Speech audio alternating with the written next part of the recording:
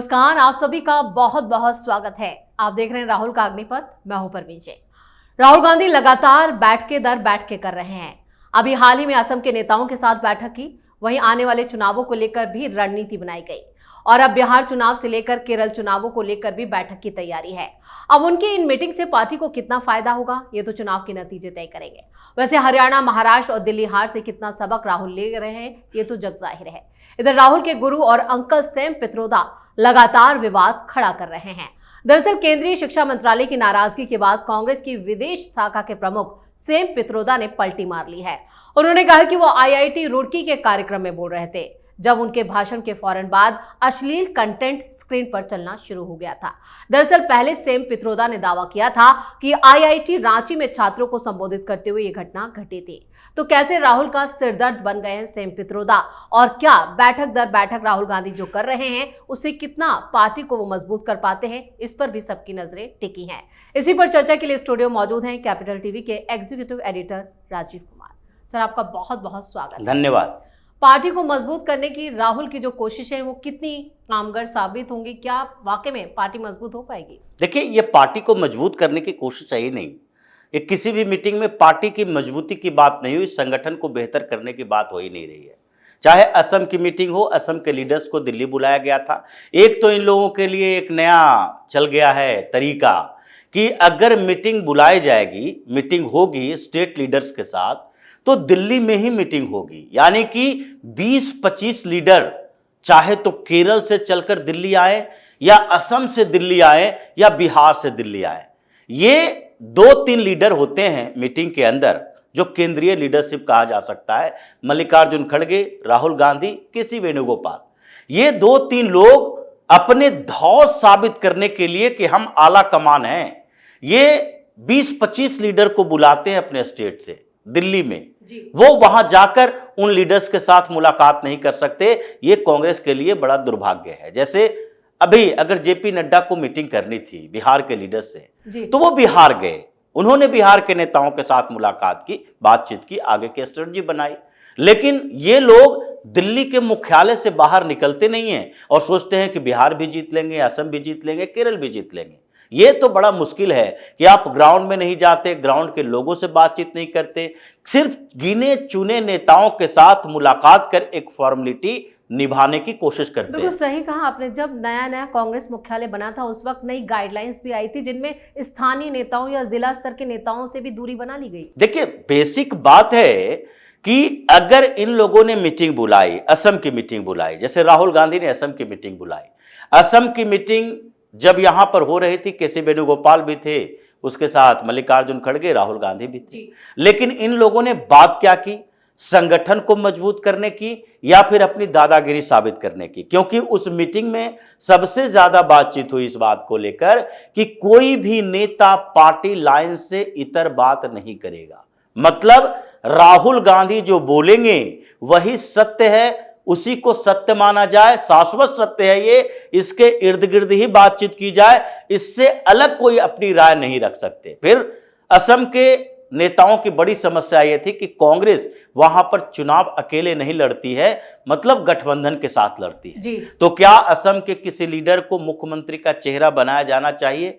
और कांग्रेस में आवाज उठ रही है कि हम लोग छोटे छोटे पार्टियों के साथ गठबंधन करते हैं, लेकिन उनके दबाव में आकर हम कोई चेहरा आगे कर ही नहीं पाते हैं।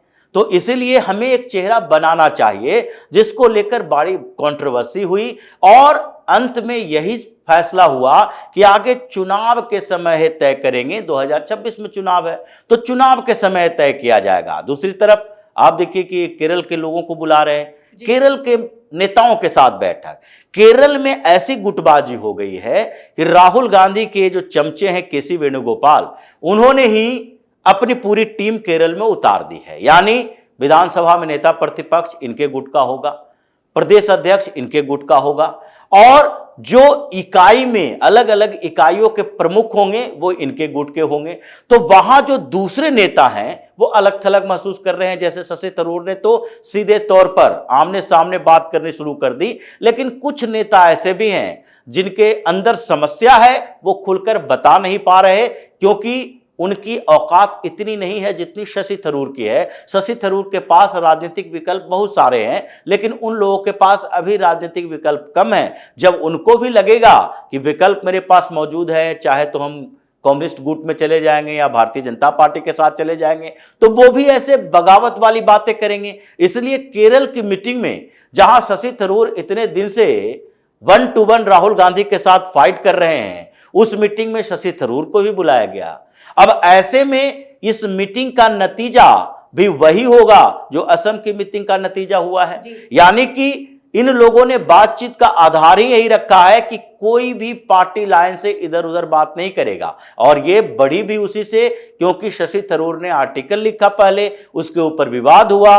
कांग्रेस के मुखपत्र जो केरल के थे उसने उनकी आलोचना की, और उसके बाद शशि थरूर ने अपनी जिम्मेदारी और अपनी भूमिका को लेकर सवाल किया। तो ये जो कांग्रेस के संगठन में चल रहा है वो राहुल गांधी के वर्चस्व साबित करने के लिए है कि राहुल हमारे नेता हैं और इनके पार्टी लाइन का मतलब ये जो बोल रहे हैं वही पार्टी की विचारधारा है, इसके इर्द गिर्द ही आपको बोलना है, इससे इतर कोई काम करना ही नहीं है। लेकिन जिन लोगों को लगता है कि राहुल गांधी नेता होंगे लेकिन अपने स्टेट में उनकी जिम्मेदारी अपने लिए है, उनका भी राजनीतिक कैरियर है, वो तो इस बात को नहीं मानेंगे। जैसे कर्नाटक में डीके शिव कुमार महाशिवरात्रि के समय गए, सदगुरु के आश्रम में गए और वहां अमित शाह भी गए हुए थे, दोनों की मुलाकात भी हुई। पत्रकारों ने कई सवाल भी किए और उन्होंने सारे सवालों का एक ही जवाब दिया, हिंदू हैं और हिंदू ही रहेंगे। और उसके बाद उन्होंने महाकुंभ की भी बात की। उसके साथ साथ ये लीडरशिप की बात जो कह रहे थे, बार बार उठ रहा था कि भाई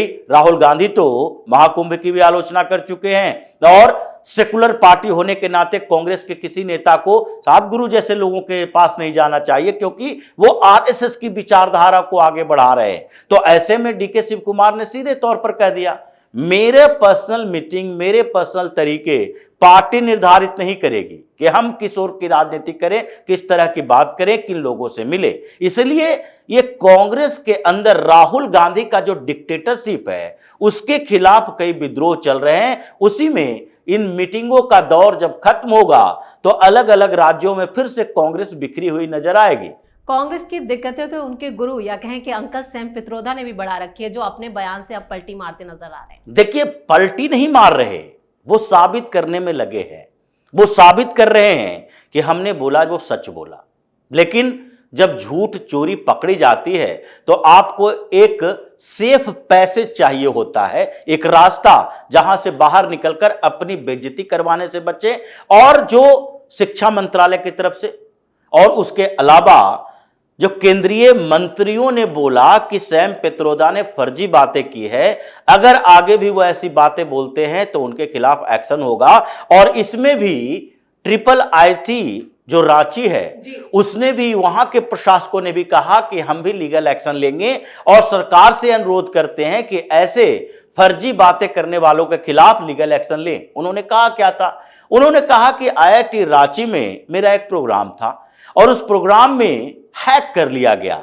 हम वीडियो कॉन्फ्रेंसिंग से जुड़े हुए थे तो उसको हैक कर लिया गया और मेरे भाषण के बीच कुछ पोर्न कंटेंट डाले गए। यानी कि सारे छात्रों के बीच हम नहीं दिख रहे थे, कुछ पोर्न कंटेंट दिख रहा था और मेरा जुड़ा हुआ, मतलब मेरा लिंक जुड़ा हुआ था उससे। इसीलिए हमने थोड़ी देर में ही बंद कर दिया और उसके बाद हम ये सवाल उठाने लगे कि देखिए किस तरह से ये जो डिजिटल प्लेटफॉर्म है उसका गलत इस्तेमाल किया जा रहा है। सरकार भी नहीं चाहती है, सरकार के इन्वॉल्वमेंट भी। इन्होंने कहा कि हम जैसे लोग अगर कहीं किसी संस्थान में जुड़ते हैं, बात करते हैं, तो हमारा टैप किया जाता है, हैक किया जाता है, फोन भी हमारा सुरक्षित नहीं है। ये फर्जी बातें उन्होंने कही। जब इन्होंने IIT रांची की बात कही तो सबसे पहले यह सवाल उठा कि IIT है कि नहीं रांची में।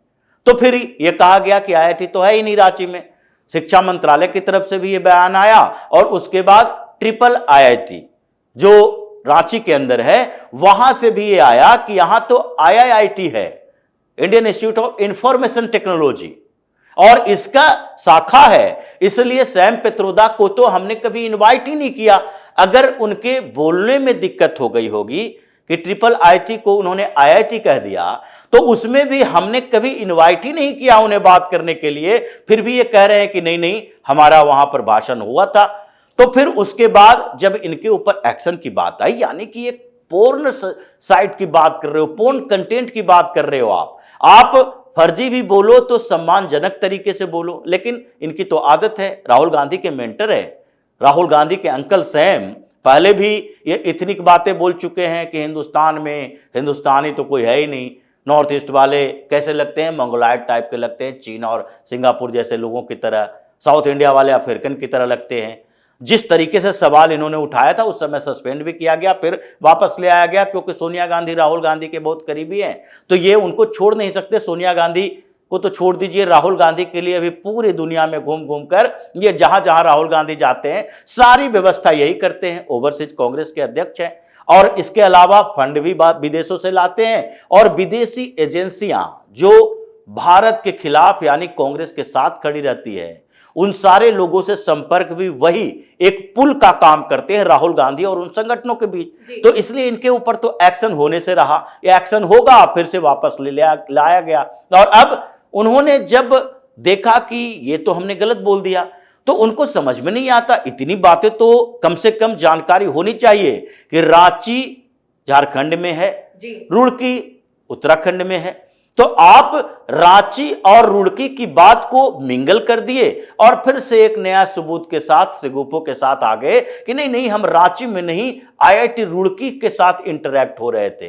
अब इस पर फिर से इन्वेस्टिगेशन होगा। आईआईटी रुड़की ये बताया गया कि हमने सैम पित्रोदा को कब बुलाया, कब इनसे बात करने के लिए कहा, क्योंकि सैम पित्रोदा जैसे लोगों को बुलाने का मतलब ही है आफत मोल ले लेना, ये व्यक्ति ही कॉन्स्पिरेटर है। तो अब ये पॉर्न कांड में जो सैम पित्रोदा फंसा है उसका तो आगे एक्शन से ही इनकी सुधार होगा, क्योंकि पहले ही ये चेतावनी दे दी गई थी कि अगर इस मुद्दे पर फिर से बातचीत की, अगर भारत के संस्थानों की, इतनी बड़ी संस्थानों की, यानी आईआईटी जैसे संस्थान जहां से जो इंजीनियर निकलते हैं उसमें 60% ओवरसीज ही जाते हैं, यानी कि देश से बाहर जाते हैं काम करने के लिए, और उन जगहों की छवि खराब करने की कोशिश कर रहे हो, इसका मतलब तुम्हारे खिलाफ एक्शन होगा। लेकिन फिर भी ये सुधरने का नाम नहीं ले रहे, तो इसका मतलब ये पोर्न कांड में अब राहुल के ये मेंटर जो है अंकल सैम, ये बुरी तरह से फंस चुके हैं। आगे इसके ऊपर जब चर्चा होगी, आगे एक्शन होगी, तो सारे कांग्रेसियों के लिए मुंह छिपाने वाली बात होगी। इस तमाम जानकारी के लिए और सटीक विश्लेषण के लिए आपका बहुत बहुत धन्यवाद। धन्यवाद। लगातार चुनावी हार से राहुल गांधी की साख पर बड़ा सवाल खड़ा हो गया। उनकी पार्टी में लगातार नाराजगी भी बढ़ती जा रही है। नेता उनसे नाराज हैं, लेकिन वो अपना वर्चस्व बरकरार रखने की पुरजोर कोशिश कर रहे हैं। पार्टी को एकजुट करने में भी राहुल गांधी पूरी तरह से अब तक नाकाम ही नजर आते हैं। वहीं सैम पित्रोदा उनकी मुश्किलें बढ़ाने में सबसे आगे नजर आ रहे हैं। इस खास शो में इतना ही। वीडियो कैसा लगा कमेंट करके अपनी राय जरूर दें। वीडियो को लाइक करें, शेयर करें और कैपिटल टीवी को सब्सक्राइब जरूर करें। धन्यवाद।